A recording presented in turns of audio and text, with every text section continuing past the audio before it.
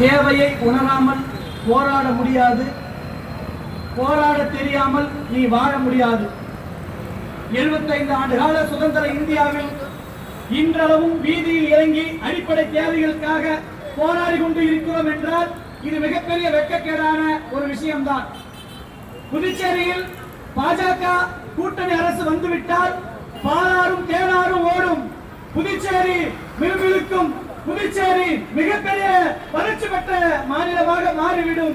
Union பிரதேசமாக இருக்கின்ற புதுச்சேரி தனித்துவமான புதுச்சேரியாக மாறிவிடும் என்று அப்பட்டமான மக்களை பொய் சொல்லி ஆட்சி அதிகாரத்தில் வந்தார்கள். ஆட்சி அதிகாரத்தில் வந்தவுடனே இவர்கள் செய்கின்ற வேலையெல்லாம் ஏழை எளிய மக்களை பாதிக்கின்ற விதமாக, ஏழை எளிய மக்களை மீண்டும் கடனாளி ஆக்கும் விதமாக, ஏழை எளிய மக்களை அடக்கின்ற விதமாக தொடர்ந்து செயல்பட்டுக் கொண்டிருக்கிறார்கள். ஒரு பக்கம் தெருவுக்கு தெரு, மூளைக்கு மூளை மதுபான கடைகளை திறந்து வைத்துவிட்டு மின்சார கட்டணத்தையும் ஒரு பக்கம் உயர்த்திக் கொண்டிருக்கிறார்கள். மின்சாரம் இன்று யாருக்கெல்லாம் தேவைப்படும்? எத்தனையோ கணவர்களை இருந்த தாய்மார்கள், எத்தனையோ கணவர்களை இழந்த தாய்மார்கள் தையல் மிஷினை வைத்துதான் இன்று பிழப்பு நடத்திக் கொண்டிருக்கிறார்கள். அன்று காலில மிதித்து தையல் தைத்தார்கள். இன்று மின்சாரம் இருந்தால்தான் தையல் தைக்கின்ற முடியும் என்ற சூழ்நிலை இருக்கிறது. சிறு குறு தொழில் செய்கின்ற தோழர்கள், அன்றாடம் 100க்கும் 200க்கும் உழைக்கின்ற தோழர்கள், மின்சாரம் இருந்தால்தான் 10 ரூபாய் சம்பாதிக்க முடியும் என்ற சூழ்நிலை இருக்கிறது. ஏன்? உங்களுக்கு தான் எத்தனையோ வரிகளில் பணம் கொட்டி குவிக்கிறது. மின்சாரத்தை ஏற்றிதான் நீங்க கொடுக்கணுமா? யார் அதிகமா மின்சாரம்? எத்தனையோ தனியார் நிறுவனங்களில் கோடிக்கணக்கான ரூபாய் வரி வசூல் செய்யப்படி இருக்கிறது. கோடிக்கணக்கான ரூபாய் மின்சாரம் பாக்கி இருக்கிறது. அதை போய் திரும்ப பெறுவதற்கு, அதை வசூல் செய்வதற்கு உங்களால் முடியவில்லை, உங்களால் துப்பில்லை. அரசு அதிகாரிகள் ஏன் இந்த பணியை செய்யாமல் உயர்த்து எங்கேயோ எவ்வளோ உழைச்சிட்டு வந்து நைட்ல ஒரு கொசு கடிக்காம பிள்ளைங்க ஏதாவது ஒரு ஆணவனை படிக்காதா, வாழ்க்கையில முன்னேற முடியாத இருக்கிற ஏழை எளிய குழந்தைகளை பாதிக்கின்ற விதமாக மின்சார கட்டணத்தை உயர்த்தினால் அவர்கள் எங்கே போய் கட்டுவார்கள் என்பதை சிந்திக்காத ஆட்சியாளர்கள் என்னவென்று சொல்வது?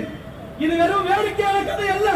புதுச்சேரி முழுவதும் இருக்கின்ற உழைக்கின்ற மக்கள் அனைவரும் ஒன்று திரட்டி போராடக்கூடிய சூழலை உருவாக்கி உள்ளது புதுச்சேரி அரசு. மீண்டும் நீங்கள் ஆட்சி அதிகாரத்திற்கு வரவே முடியாது என்பதை எச்சரிக்கையாக சொல்லும் விதமாகத்தான் இங்கே தோழர்கள் எல்லாம் ஒன்றிணைந்து தெரு தெருவாக, மூலை மூலாக, ஊர் ஊராக நீங்கள் செய்கின்ற தவறுகளை எடுத்து சொல்லிக் கொண்டிருக்கிறார்கள். நீங்கள் வெறும் மின்சாரத்தை மட்டும்தான் ஏற்றி உள்ளீர்கள் என்று இல்லை, எத்தனையோ விஷயங்களை, எத்தனையோ நிகழ்வுகளை தினந்தோறும் அரங்கேற்றம் செய்து கொண்டுதான் இருக்கிறீர்கள். தமிழ்நாட்டில் இருந்து ஒருவர் பிழைப்புக்காக இங்கே வந்த பழங்குடி சமூகத்தை சேர்ந்தவரை ஒருத்தர் அடித்து கொண்டு விட்டார். அவருக்கு வழங்க வேண்டிய இழப்பீடு தொகையை கூட 30 நாள் ஆகிறது. இன்று வரை நீங்கள் வழங்காமல் இருக்கிறீர்கள். இதுவே மிகப்பெரிய வெட்கக்கேடான விஷயம் அல்லவா? புதுச்சேரி அரசுக்கு அவமானம் அல்லவா? இங்கே போதைப் பொருட்கள் நாளுக்கு நாள் பெருகிக் கொண்டே இருக்கிறது. மூளைக்கு மூளைக்கு கஞ்சா பெருகிக் கொண்டே இருக்கிறது.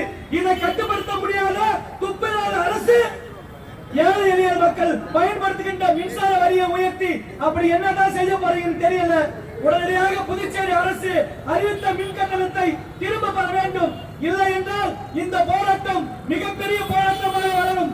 புதுச்சேரி முழுவதும் இருக்கின்ற உழைக்கின்ற மக்களை அணிதிரட்டி மிகப்பெரிய எதிர்ப்பை சந்திக்க வேண்டிய சூழ்நிலை உருவாகும் என்பதை எச்சரிக்கையாக கூறிக்கொள்கின்றோம்.